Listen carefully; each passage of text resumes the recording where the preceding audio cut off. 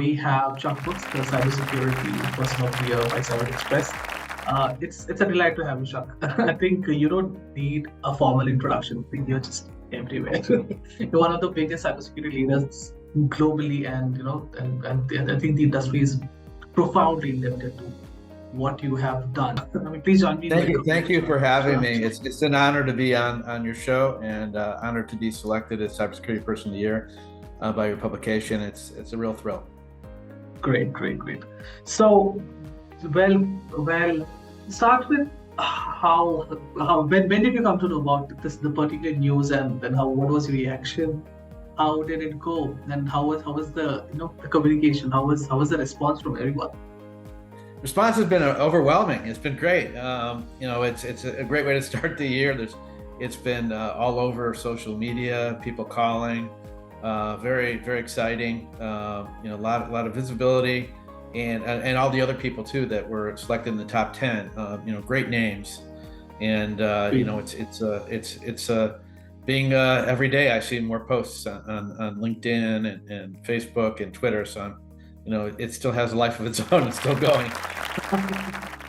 So amazing, and I think it's a very well-deserved one for all we know, because there was strenuous voting, there was so many things that went behind preparing that. So I think you deserve it of all the people. Thank you very much. I appreciate that. Yeah. All right. So let's talk a little bit about a couple of other things coming from to the industries and how the cybersecurity segment is going on. From that part, you come from a background of education, and of late, there have been a heightened risk of cyber attack against education institutions. Sure.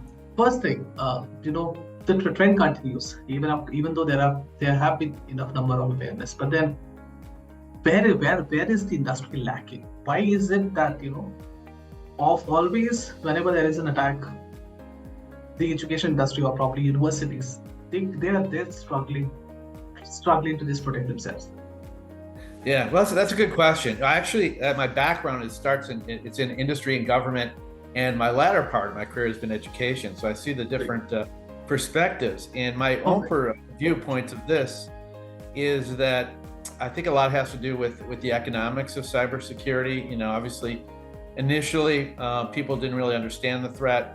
Now they're beginning to understand the threat, and now they're questioning: do we need to invest in protecting against the threat? And the problem has been mostly with the C-suite, who still don't understand the threat, and the fact that you're going to get hit with the cyber attack, you're going to be out of business, likely if you're a small medium business, but also it's going to affect your reputation, your ability to do business, and if you're involved with supply chain, you could be hurting a lot of other companies too. So I think there's a wake-up call that's going on in the last couple of years, and I don't think it's necessarily a good thing that we're so late to the game, because I think the adversaries have a big jump on this. They're using advanced technologies, automation, artificial intelligence, and now the ecosystem is so large. They have so many targets, and so we're playing catch up. And I still think there's reluctance by industry to understand that this is a very dangerous threat, just as a physical threat would be, or a terrorist threat would be. But cybersecurity can be done remotely, and is much more anonymously too. So it's even a bigger threat to industry. Okay. You did touch a little bit about artificial intelligence, and then as soon as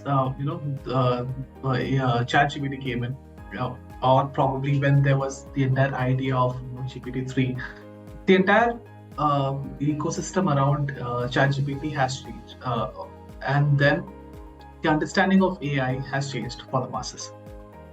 I think it has been decades when a product came, and then it just disrupted the market. It's just trending. It's all over the place. Everyone is very inquisitive about what it can do, and also on that front, a lot of cybersecurity experts had real concerns, understanding the capabilities, understanding what kind of program is it capable to write, how much of a malware training can be done to ChatGPT. So from taking from there, to how AI in cybersecurity is probably the next frontier. What are your thoughts on that? Yeah, well, I think AI is going to have a tremendous influence. It already is. And it's also a question how you define AI. But even in its most basic elements, it is very valuable for analytics. We don't have the capacity. Most companies, most governments don't have enough cybersecurity experts to even work those issues. They need to automate it. And cybersecurity is greatly automated by artificial intelligence. So that's giving us a understanding of what threats are out there and how to do the incident response, so the threat sharing, et cetera, is now being automated through AI. The second thing is that it's also being used by the adversaries against us. They're using it to automate phishing attacks. Now they used to send a few hundred emails. Now they can send 1 million emails. And if you're looking at a 1% response rate or even a 0.5% response rate, that's a lot of hits. So I think it's made the environment much more dangerous for industry, for government, for consumers. So we have to look at this new era, and I think what we have to look at is using cybersecurity for defenses, which is really where a lot of this is going. A lot of the VC money is now going into areas where people are developing automated penetration testing, looking at behavioral, looking at all the different elements, because automation and artificial intelligence are the really only way to sort of even the playing field. Right. Okay. What about the flip side? How about the industry prepare or industry leverage artificial intelligence? And there are better AI-enabled cybersecurity tools to prevent attacks from AI again. So there are probably bots fighting bots. Do you see a scenario of bot wars in the future? I'm not going as far as Skynet, but then it's somewhat close. Yeah, I think there's.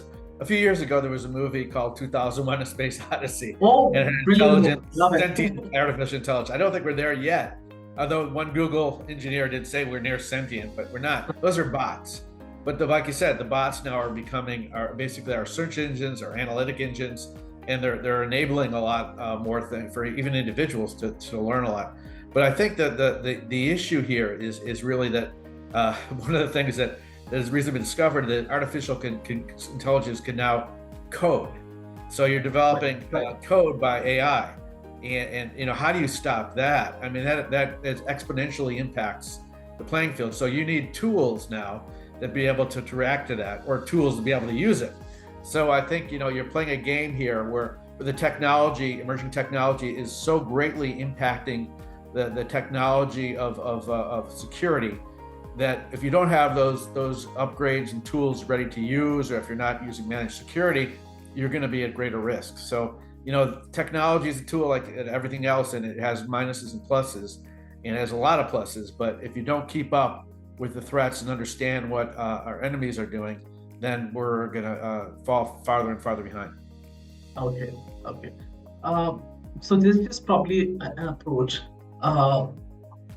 So there are multiple type of cyber criminals, and then do you think AI-enabled cyber attacks would probably be used more by state-sponsored actors, or do you think smaller hacker groups or ransomware gangs will be using that?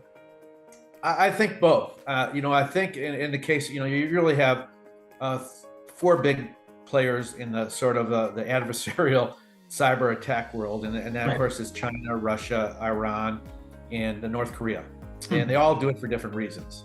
The capabilities are very strong with all those countries. I mean, China does it primarily for economic espionage, but they have a lot of capabilities. The military is running their cybersecurity. Russia is engaged right now, obviously, in an issue with Ukraine. So, and they're also caught the attention of a lot of the world out there, including Anonymous. So they're defending a lot of their things. But what they do as a practice is they often cooperate with these groups or these gangs. So these sophisticated gangs are basically cutouts, plausible deniability from a lot of the national security elements of Russia, but certainly in coordination with them. So I think that your answer is really both. I think the geopolitical realities are these countries are going to use artificial intelligence. They probably already are. They're going to use it to explore vulnerabilities, find it, and maybe sit and watch, like they did with SolarWinds for years before they were discovered. And so, I think we have to look at them in a very sophisticated way, in a very capable way. And this is really the world we live in. And as their understanding and sharing of these tools grows on the dark web, etc., we're going to look at an expanding attack surface and expanding attack groups. So artificial intelligence is going to be even more prevalent in the years to come with use for cyber attacks. Got it. Yeah. Well said. Okay, now that you actually did mention a little bit about SolarWinds, and then there was also the Colonial Pipelines, two of the biggest cyber attacks of 2021. They both were, at the end of the day, a compromised third-party firms. For a cybersecurity leader, for a business leader, how imperative it is that they protect their third party, and what exactly is the best method to ensure that the third party firms are also protected against cyber attacks? Yeah, well, I think it starts with a cybersecurity risk management strategy, right. And there are plenty of them out there. I mean, you can go with NIST or MITRE or a bunch of others. The bottom line is a lot of it involves cyber hygiene. Still the most prominent kinds of attacks are phishing attacks, insider threats are the top two. They've consistently been that for a decade. So a lot of that you can avoid through multi-factor authentication, by segmentation of networks, by encryption of networks, and we'll be doing more and more of that with quantum coming on too. Right. And also, employee training, incident response, and that's all part of a cyber risk management plan. And I don't think you have to be a big business to do this. I think every business should be able to do this. It's not a big investment to understand what the threat landscape is and what you need to do. And if you can't do it internally, you could always hire outside help, and there's plenty of groups that offer that. So I think this is really the basics. Really it comes down to cyber hygiene and cyber understanding of risk management. Okay, got it. So again, coming back to the same topic of third-party risk management, where do basically the responsibility lies?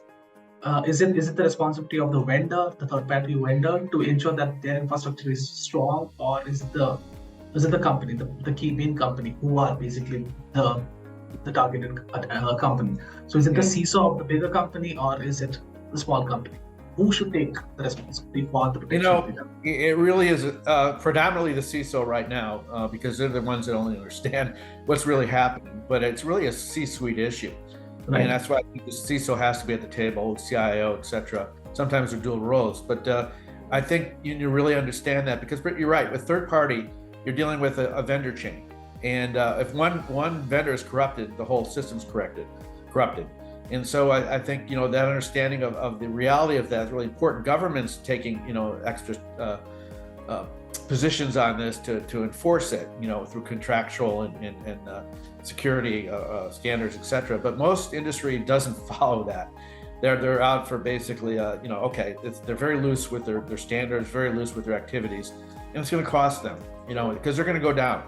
And there's a variety of things that can bring them down, but you really need to do, if you're any kind of company, is establish procedures to understand that your vendors have done the very basics or the important things that they need to do to ensure that the code's not corrupted, that they're not transmitting malware, etc.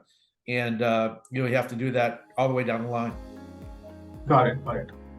Coming back to Colonial Pipeline, I think that was one of the bigger cyber attacks that was targeted at the critical infrastructure.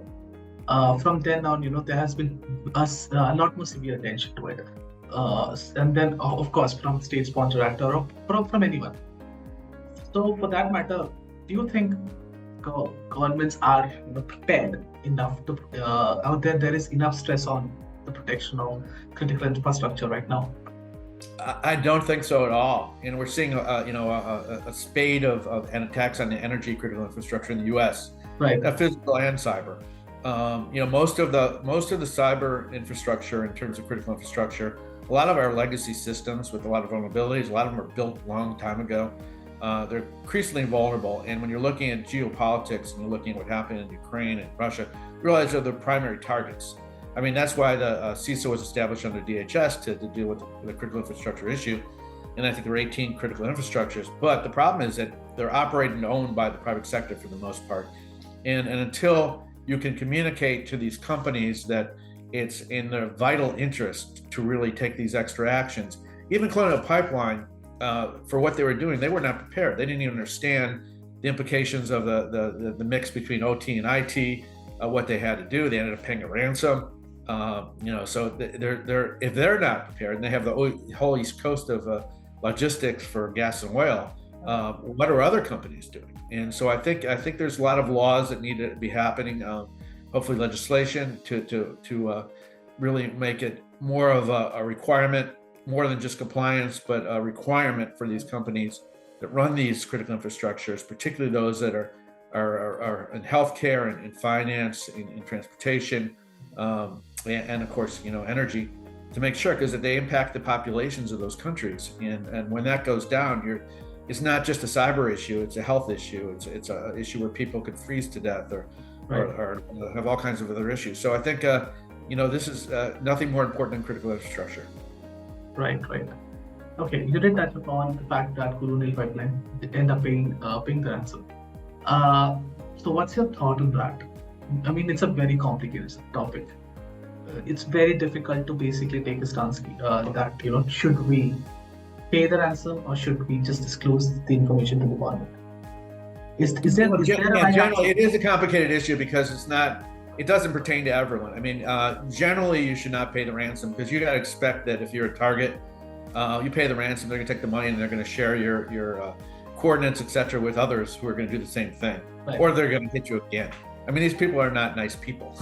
You're not playing with any ethics here. So that's generally the case. But I understand the predicaments of some companies or industries. Where if you're operating a hospital and you get a ransomware demand, I mean, you have a choice if you're putting your patients at risk. So a lot of that is problematic. And what can you say if they pay because they had to, because they don't want to lose patients on ventilators or have all kinds of other issues come up that have a bigger liability. So I think that's where the crossover between the private sector and the public sector needs to be. It needs to be looked at as a criminal act when these infrastructures are attacked.